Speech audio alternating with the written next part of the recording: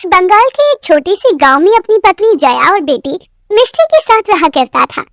महेश गांव के खाड़ी से मछलियां पकड़कर उन्हें गांव के बाजार में बेचा करता था। मछली ले लो, मछली, ताजा मीठे पानी की मछली। मछली तो अच्छी लग रही है, आधा किलो दे दो। जी बहन जी। महेश एक दिन में जितनी मछली पकड़ता था, शाम तक उसकी सारी मछलियां बिक जाती थी।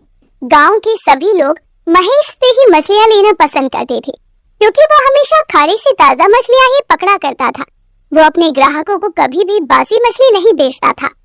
पहले तो गांव के कुछ लोग ही मछलियां बेचा करते थे, लेकिन धीरे धीरे गांव में लोगों की आबादी बढ़ने लगी। गांव के बाजार में बहुत से लोग मछली बेचने का काम करने लगे। हे भगवान, अगर बाजार में एक साथ इतने लोग मछली बेचेंगे तो मेरा काम तो बिल्कुल भी नहीं चलेगा। ये सब लोग ग्राहकों को बासी मछलियां बेचते हैं, फिर भी सब लोग सस्ती मछली खरीदने के चक्कर में इन सब से ही मछलियां खरीदते हैं। इतने दिन हो गए, कब से मेरी ठीक कमाई हुई ही नहीं है। आज भी मेरे पास इतनी सारी मछलियां बच गई। हर रोज की तरह अब मुझे इन्हें घर ही लेकर जाना पड़ेगा। जया इनसे मच्छी करी बना लेगी, गरम गरम भात के साथ खाने में मजा आ जाएगा। महेश बची हुई सभी मछलियों को अपने घर ले आता है। आज फिर से इतनी सारी मछलियां बच गई है जया, तुम इनसे मच्छी करी बना लो, तब तक मैं हाथ मुंह धोकर आता हूँ। महेश हाथ मुंह धोने लगता है और उसकी पत्नी जया मच्छी करी बनाने के लिए मछलियों को अच्छी तरह पानी से धोकर उन्हें काटने लगती है, लेकिन तभी उसके हाथ में चाकू लग जाता है। मेरी उंगली! अरे रे रे रे, तुम्हारी उंगली में तो बहुत ज्यादा लग गई। लाओ, मैं तुम्हारी उंगली में दवाई लगा देता हूँ। महेश जया की उंगली में दवाई लगाकर पट्टी बांध देता है। तभी जया कहती है, आप बैठिए, मैं बस थोड़ी ही देर में खाना लेकर आती हूँ। अरे ये क्या कह रही हो तुम? तुम्हारी उंगली में चोट लगी है, तुम खाना कैसे बनाओगी? आज तुम बैठो, मैं तुम्हें और मिष्टी को आज अपने हाथ से मच्छी करी बनाकर खिलाता हूँ। क्या आप मछली करी बनाएंगे? आज से पहले तो आपने कभी मछली करी नहीं बनाई। रहने दीजिए, सारी मच्छी करी खराब हो जाएगी, मैं खुद ही बना लूंगी। लगता है अभी तक तुम्हें मेरी इस कला के बारे में पता ही नहीं है। शादी से पहले मैं अपने माँ बाबू जी के लिए गरम गरम भात के साथ मच्छी करी बनाता था। पूरे मोहल्ले में मेरे हाथ की मच्छी करी मशहूर थी। तुम बैठो और बस देखती जाओ। महेश अच्छी सी मछलियों को काटकर एकदम सुगंधित मसाले से उनमें फिश करी बनाकर तैयार करता है। उसकी बनाई हुई फिश करी की खुशबू पूरे घर में फैल जाती है। वाह, कितनी अच्छी खुशबू आ रही है। आज तुमने फिर से मछली करी बनाई है माँ? मैंने नहीं, आज तो तुम्हारे पिताजी ने फिश करी बनाई है। वैसे सच में फिश करी की खुशबू तो बहुत ही अच्छी आ रही है। अभी खा कर देखना, एक बार खाओगी तो अपनी उंगलियां चाटती रह जाओगी। महेश सबको अपने हाथों से गर्मा गर्म भात के साथ फिश करी परोसता है। वाह, आपने तो कमाल ही कर दिया। इतनी स्वादिष्ट फिश करी तो मैंने कभी बनाई भी नहीं। आज सच में जान गई मैं, आपके हाथों में तो जादू है, जादू। हाँ पिताजी, ये फिश करी बहुत स्वादिष्ट है। ऐसी फिश करी तो बाजार में भी नहीं मिलती। मिष्टी की इस बात से जया के मन में एक विचार आता है और वो महेश को कहती है, अजी बात तो मिष्टी बिल्कुल ठीक कह रही है। फिश करी का ऐसा स्वाद तो बाजार में भी नहीं मिलता। मैं क्या कहती हूँ, वैसे भी आजकल मछलियाँ ज्यादा बिकती नहीं है, तो क्यों ना आप मछलियाँ बेचना छोड़कर उन मछलियों से फिश करी बनाकर गर्मा गर्म भात के साथ बाजार में बेचना शुरू कर दो। क्या बात है, ये आइडिया मेरे दिमाग में क्यों नहीं आया? मैं भी कई दिन से कुछ और काम करने की सोच रहा था, पर समझ नहीं आ रहा था कि क्या करूं। अब तुमने बोला है तो मैं कल से ही बाजार में मच्छी करी के साथ भात बेचना चालू करूंगा। महेश और उसकी पत्नी सुबह जल्दी उठकर फिश करी बनाने की तैयारी करते हैं। महेश अपने हाथों से एक एक मसाला पीस कर फिश करी के अंदर डालता है। फिश करी बनते बनते पूरे घर में सुगंध फैल जाती है। महेश अपने पुराने ठेले पर फिश करी और गर्मा गर्म भात रखकर उन्हें बाजार में बेचने निकल जाता है। फिश करी, गर्मा गर्म फिश करी, गर्मा गर्म भात के साथ गर्मा गर्म फिश करी खाओ, एक प्लेट सिर्फ 50 रुपए। गर्मा गर्म फिश करी का नाम सुनकर लोग उसके ठेले के पास इकट्ठा हो जाते हैं। वाह भैया, खुशबू तो बहुत अच्छी आ रही है। तुमने इसका दाम भी बहुत वाजिब रखा है। बाकी फिश करी वाले तो 100 रुपए से कम फिश करी देते ही नहीं है। तुम मेरे लिए जल्दी से एक प्लेट गर्मा गर्म भात के साथ गर्मा गर्म फिश करी लगा दो। महेश उसे एक प्लेट फिश करी के साथ गर्मा गर्म भात देता है तो उसे खाकर वो आदमी अपनी उंगलियां चाटता रह जाता है। वाह भैया, क्या फिश करी बनाई है। ऐसी फिश करी तो मैंने अपनी जिंदगी में कभी नहीं खाई। इसके अंदर आपने जो मसाले डाले हैं फिश करी के अंदर, उसका स्वाद बहुत ही अच्छा आ रहा है। आपकी फिश करी खाकर तो मजा ही आ गया। महेश के ठेले पर बहुत सारे लोग फिश करी खाने आते हैं। सभी लोग उसकी फिश करी की बहुत तारीफ करते हैं।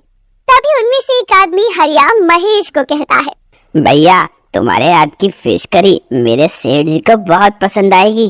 वो बहुत दिनों से अच्छी फिश करी बनाने वाले को ढूंढ रहे हैं। अगले महीने उनकी बेटी की शादी है। तुम मुझे 1 प्लेट फिश करी पैक करके दे दो। मैं अपने सेठ जी को ये खिलाऊंगा।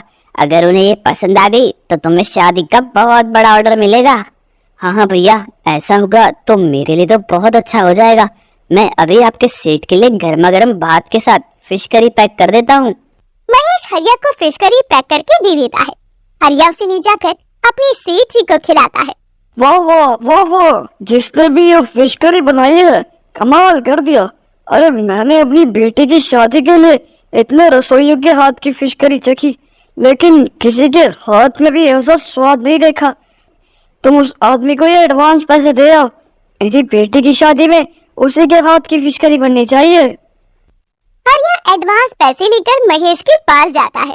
मैंने तुम्हें कहा था ना भैया, मेरे सेठ जी को तुम्हारे हाथ की फिश करी बहुत पसंद आएगी। सेठ जी ने तुम्हारे लिए एडवांस पैसे भेजे हैं। अगले महीने तुम उनकी बेटी की शादी में फिश करी बनानी है। अरे भैया, शादी तो अगले महीने है, तो आपने इतनी जल्दी मुझे एडवांस पैसे क्यों दे दिए? कोई बात नहीं भैया, अब सेठ जी ने दिए हैं तो रख लो। बस शादी में समय पर खाना पहुंचा देना। हरिया घर पहुंचकर अपनी पत्नी को ये सारी बात बताता है तो इतना बड़ा ऑर्डर मिलने की खुशी में उसकी पत्नी भी बहुत खुश होती है।